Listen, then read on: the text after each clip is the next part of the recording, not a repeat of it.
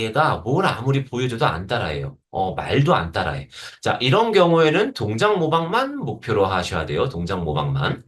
자, 근데 보니까, 얼추 한 5개, 10개 정도는 따라해요. 그리고 말모방도 조금 따라하는 것 같아. 자, 이런 경우에 많이 실수하는 게, 동작은 좀 따라하니까 그냥 동작 모방은 너 안 해도 돼. 말 모방만 할 거야. 라고만 목표를 잡으시거든요. 자, 그러시면 안 돼요. 동작 모방이 사실 5개, 10개 정도밖에 안 되는 거라 그러면은 동작 모방이 되게 안정적으로 쌓인 느낌은 아니에요. 이런 경우에는, 저 같은 경우에는 동작 모방 비중을 더 많이 잡을 거예요.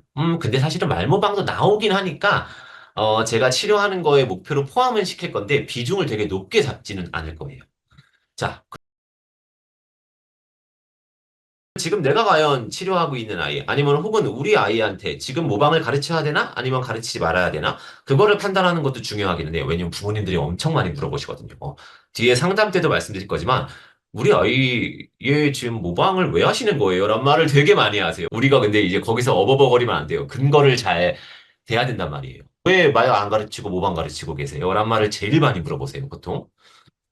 그러면은 동작 모방이랑 이제 다른 영역이 그냥 있다고 생각을 해볼게요. 뭐 다른 영역은 말 모방도 있고 아니면은 말 모방 말고 그냥 뭐 보여주면은 보고 말하는 게 있고요. 수영으로도 있을 거고 아니면 뭐 눈, 손, 협응 기술도 있을 거고 놀이 기술도 있을 거예요. 그러니까 동작 모방을 제외한 다른 모든 발달 영역이라고 생각을 해 주시면 좋을 것 같아요. 크게 세 가지로 나눌 수가 있는 거예요. 자, 첫 번째는 모방을 최우선으로 해야 되는 아이예요. 다른 영역은 지금 거의 비중을 주면 안 돼요. 모방을 최우선으로 다뤄야 되는 단계예요. 자, 두 번째 같은 경우에는, 동작 모방을 아예 안 할 수는 없어. 근데, 다른 영역도 이제 조금씩 다뤄줘야 되는 시기인 거예요. 그러면은 동작 모방이랑 다른 영역이랑 비중을 조금 같이 가져가는 경우도 있어요. 그쵸. 자, 세 번째 같은 경우에는, 얘는 동작 모방, 아까 말한 뭐 대근육, 사물 모방이 진짜 안정적이에요. 자, 이런 경우에는 모방 비중을 줄이셔야 돼요. 모방 비중을 줄이고 다른 영역 비중을 높이셔야 돼요. 그래서 2단계 때는 얘는 모방을 엄청 잘하는 거예요. 그러면은 모방은 다른 영역을 가르칠 때 너가 어려워할 때 도움을 주는, 촉구를 주는 역할로만 사용을 한다고 생각을 하시면 돼요. 자, 그래서 보통 아이의 뭔가 기능이 높아질수록 모방이 주요 목표가 조금 아니게 되기는 해요. 다른 거를 가르칠 때 도움을 주는 용도로 사용을 하거든요. 그러니까 모방이 여기 단계만 가도 메인 목표는 아니에요.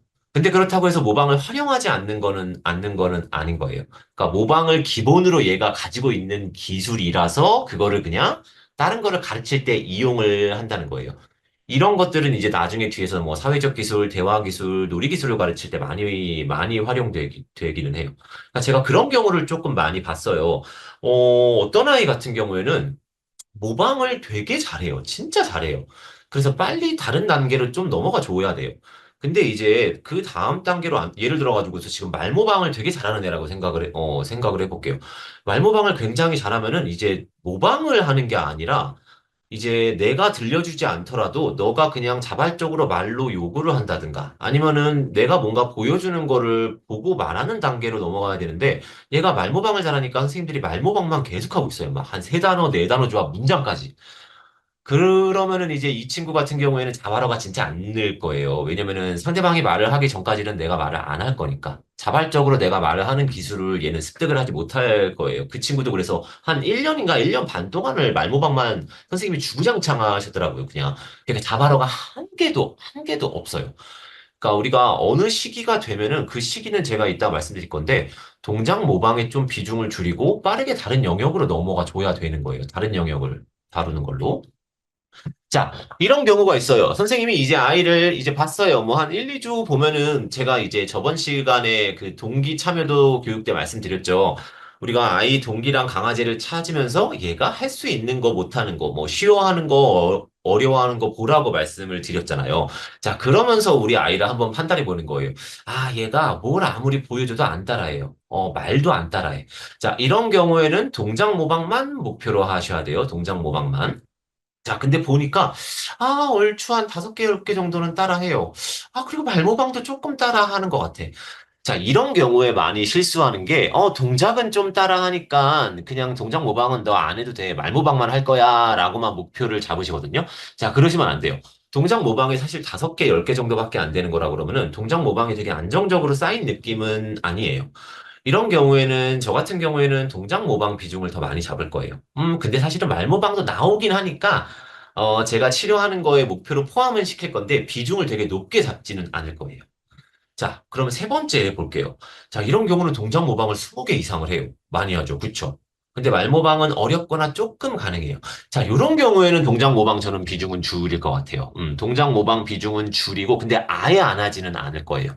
동작 모방은 쉬운 과제로 계속 이제 얘랑 연습을 하고, 그 다음에 이제 메인 목표는 말 모방이 될 것 같기는 해요.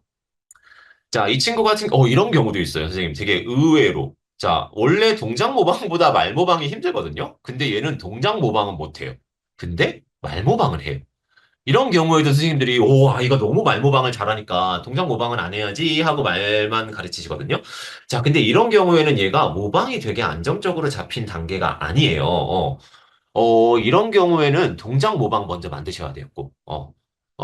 사실은 이런 경우는 말 모방도 조금 선택적인 경우도 많고, 끽해봐야 단어 정도나 아니면 되게 짧은 문장을 선택적으로 모방을 하는 경우가 많을 거예요. 그래서 이런 경우에는 말 모방을 아무리 능숙하게 잘해도 동작 모방을 그냥 빨리 만들어 주시면 돼요. 자, 이런 아이 같은 경우에는 말 모방을 할 수가 있잖아요. 그러면은 모방 기술을 가지고 있는 거거든요. 그래도 그런다 그러면은 동작 모방이 굉장히 빨리 는단 말이에요. 그러니까 그냥 빨리 동작 모방까지 만들어 주고 그 다음에 이 세 번째 단계로 넘어가면 되겠죠. 그쵸? 동작 모방은 그냥 도움을 주는 단계로만 넘어가시면 되고요. 자, 동작 모방도 20개 이상하고 말 모방도 가능해요. 아름답네요. 그쵸? 자, 이 친구 같은 경우에도 이제 세 번째랑 똑같이 동작 모방은 비중을 조금 낮춰서 도와주는 용도로만 쓰시면 돼요. 말 모방도 어느 정도 하는지를 봐야 될 것 같아요. 말 모방이 조금, 하는데 또 개수가 너무 많지 않다 그러면은 말 모방 비중을 많이 잡으셔야 되는데, 말 모방도 굉장히 잘한다 그러면은 이제 그 다음 단계로 넘어가 주셔야 돼요.